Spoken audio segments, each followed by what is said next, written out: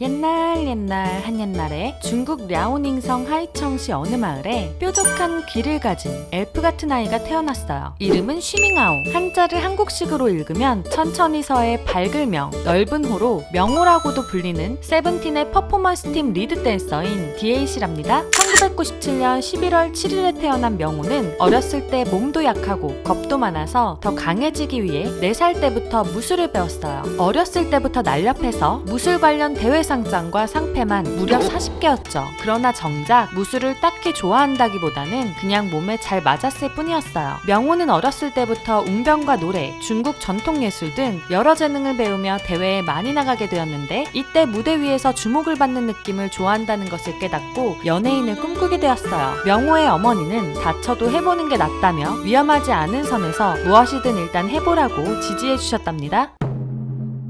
2008년쯤 비보잉을 좋아하게 된 명호는 또래의 친구들로 구성된 비보이 팀에 들어가 6년 정도 비보잉 활동을 했어요. 12살에 리더를 맡았던 명호는 비보잉 팀 친구들과 함께 중국 예능에 나가 멋진 비보잉 실력을 보여줬고 2012년 상하이에서 열린 국제 스트릿 댄스 대회에서 8등이라는 우수한 성적을 거두었답니다. 이렇게 명호에게 비보잉은 몸의 일부가 되고 인생의 일부가 되었어요. 댄서가 되고 싶다는 마음이 강해지면서 춤을 더 전문적으로 배우기 위해 베이징에 있는 북경예술학교에 다니게 되었죠. 그러던 어느 날 브레이킹 댄스 수업을 듣고 있던 명호를 플레디스 관계자가 보게 되었고 캐스팅 제안을 했어요. 어렸을 때부터 연예인이 되고 싶다는 꿈을 꾼 적도 있었고 한국에 가면 춤을 더 배울 수 있을 거라 생각해 명호는 2013년 12월 중국을 떠나 플레디스 엔터테인먼트에 입사하게 되었어요.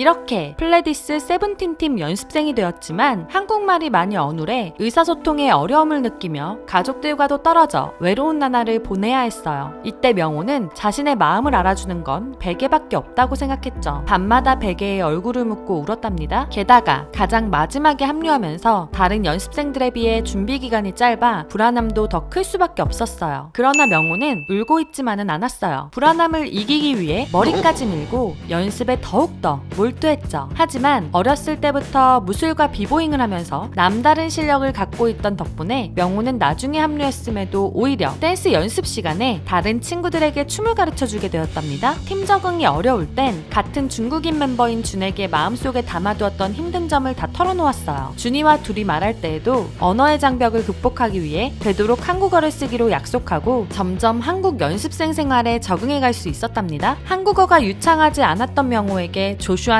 영어로 먼저 말을 걸어주었는데 아무것도 모르는 상태로 한국에 와서 많이 불안했던 명호는 말이 잘 통하지 않아도 기타를 쳐주고 챙겨주는 조슈아 덕분에 불안과 걱정을 내려놓을 수 있었어요. 뿐만 아니라 퍼포먼스 팀 리더인 호시 덕분에 세븐틴에서 자신답게 있을 수 있었다고 말할 정도로 호시에게도 많이 의지하고 있죠.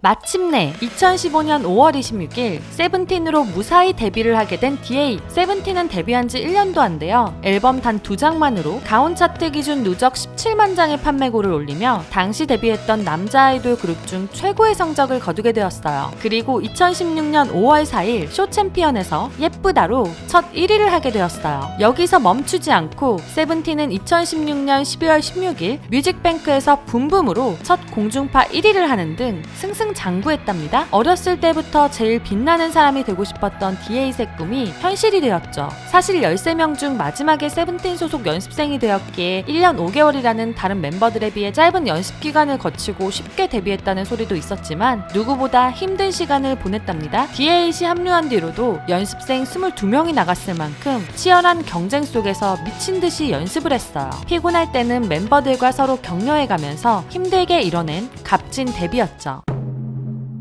178cm의 키와 58kg의 가볍고 날렵한 몸매를 가진 디에잇은 어릴 때부터 배운 무술과 비보잉 실력으로 아크로바틱에 최적화된 멤버였어요. 화려한 퍼포먼스와 섬세한 춤선, 표정 연기가 돋보이는 디에잇은 퍼포먼스 팀의 리드 댄서답게 스페셜 앨범 홈런에서 엔딩 부분 안무를 직접 만든 실력자랍니다. 하지만 멤버 수가 많은 데다가 언어 문제 때문인지 디에잇은 데뷔 초 파트가 아주 짧거나 영어로 된 파트를 담당해 목소리를 들을 수 있는 기회가 너무 적었어요. 그렇지만 D8은 포기하지 않았어요. 목이 쉴 정도로 열심히 했죠. 그 결과 점점 한국어 파트가 늘어났고 고맙다와 어쩌나 활동 때는 하이라이트를 담당할 정도로 보컬 실력이 늘었어요. 가늘고 높은 미성에 가까운 목소리지만 안정적이면서 폭발적인 성량을 가지고 있는 D8은 버논에게 랩 레슨을 받으며 춤이면 춤, 보컬이면 보컬, 여기에 랩까지 완벽한 아이돌로 거듭나는 중이랍니다.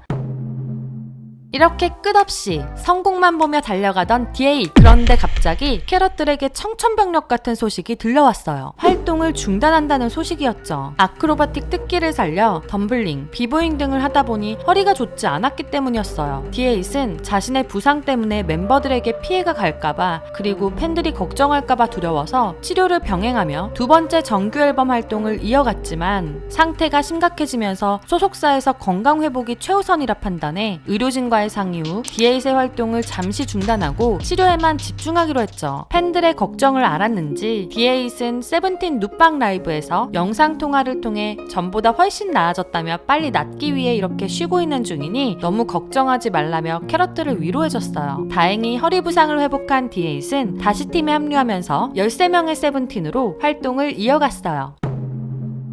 가족들과 떨어져 홀로 한국에서 지내게 된 D8은 외로움과 서러움을 이겨내야 했어요. 하지만 자신의 감정을 어떻게 표현해야 하는지 몰라 속으로만 계속 쌓아가야 했고 점점 지쳐가는 중이었어요. 원했던 꿈을 이루고 갖고 싶었던 것들을 이뤄도 행복하다고 느낄 수 없었던 D8. 멤버들이 늘 함께하지만 어쩌면 자신보다 더 힘들지도 모른다는 생각에 털어놓을 수가 없었어요. 그러다 이런 감정이 더 길게 이어지면 안 될 것 같다는 생각에 명상과 그림을 통해 자신을 치유해 나가기 시작했답니다. 에세이를 읽으며 아이돌로서 어떤 모습을 만들 것인지 고민하며 감정을 다스리는 법을 배우게 되었죠. 이런 과정에서 민규 부모님의 도움이 컸답니다. 부모님과 떨어져 지내는 D8에게 민규 부모님은 우리가 너의 한국 엄마 아빠라며 D8과 단둘이 낚시를 하러 갈 정도로 항상 챙겨주셨어요. 민규 없이 만나는 일도 많아서 오히려 민규는 자신의 부모님과 D8이 함께했다는 사실을 나중에 아는 경우도 있었어요. D8은 중국판 프로듀스 101 청춘 유니에서 댄스 멘토로 참여했어요. 친구처럼 친근하게 다가가 자기가 가지고 있는 팀 경험과 남자 그룹의 노하우를 알려주며 새벽까지 연습하는 연습생들에게 멘토링을 해주는 자상한 모습을 보여주었죠. 이를 통해 연습 시간이 짧다고 불평하지 말고 하나의 그룹과 무대를 위해 연습하고 또 연습해야 한다는 날카로운 조언을 해주는 등 성숙한 선배다운 모습을 보여주었답니다. 그리고 연습생들과 함께하는 합동 무대를 통해 파워풀한 절도 있는 안무와 완벽한 표정 연기를 선보여 대세 아이돌임을 증명했어요. 인생을 살면서 가장 행복했던 순간이 데뷔할 때, 그리고 콘서트 무대에 설 때, 울고 싶지 않아 뮤직비디오를 찍었을 때라며 세븐틴으로 사는 많은 순간에서 행복함을 느낀다는 D8은 세븐틴 멤버들, 캐럿들과 함께 오래오래 행복하게 살고 있답니다. 두라미 여러분들, D8의 이야기 재미있게 보셨나요? 그렇다면 두유람 채널 좋아요와 구독 꼭 눌러주시고요. 아이돌 동화로 만나고픈 아이돌이 있다면 댓글로 남겨주시는 거 잊지 마세요. 다음에 더 재미있는 이야기로 돌아올게요. 안녕.